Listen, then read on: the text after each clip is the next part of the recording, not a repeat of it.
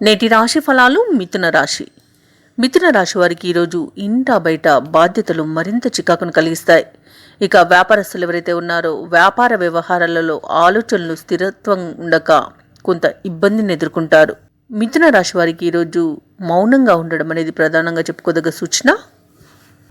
అలాగే మిథున రాశి వారు ఈరోజు చేపట్టిన పనులలో అవరోధాలు అనేవి కలుగుతాయి. ఇక ఏవైతే దూర ప్రయాణాలు చేస్తున్నారో వారికి ఆ ప్రయాణాలు వృధా ప్రయాణాలుగా మిగిలిపోతాయి. ఇక సోదరులతో వివాదాలు ఏర్పడే అవకాశం ఉన్నందున మీరు కొంత వెనక్కి తగ్గి ఉండడం అనేది చెప్పుకోదగ్గ సూచన. వృత్తి ఉద్యోగాలలో ఎవరైతే ఉన్నారో వారు తమ ఉన్నతాధికారుల నుండి ఒత్తిడిని ఎదుర్కొంటారు. మిథున రాశి వారు ఎవరైతే వ్యాపారస్తులు ఉన్నారో పెట్టుబడుల విషయంలో జాగ్రత్త వహించవలసి ఉంటుంది. అలాగే కొంత మానసిక శారీరక ప్రశాంతత అనేది ఏర్పడుతుంది. ఇక విద్యార్థులు పోటీ పరీక్షల్లో విజయాన్ని సాధిస్తారు. అయితే మిథున రాశి వారికి మధ్యాహ్నం తర్వాత శుభ ఫలితాలు అనేవి కలుగుతాయి. ఉదయం కొంత మిశ్రమ ఫలితాలు అనేవి గోచరిస్తున్నాయి.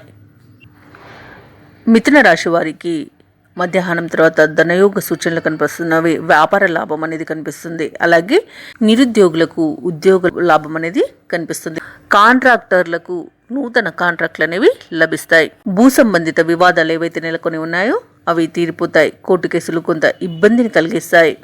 ఇక కొన్ని కార్యక్రమాలను వాయిదా వేయవలసి వస్తుంది. వ్యాపార వాణిజ్యవేత్తలు ఎవరైతే ఉన్నారో వారి పెట్టుబడులలో ప్రతిబంధకాలు ఏర్పడతాయి.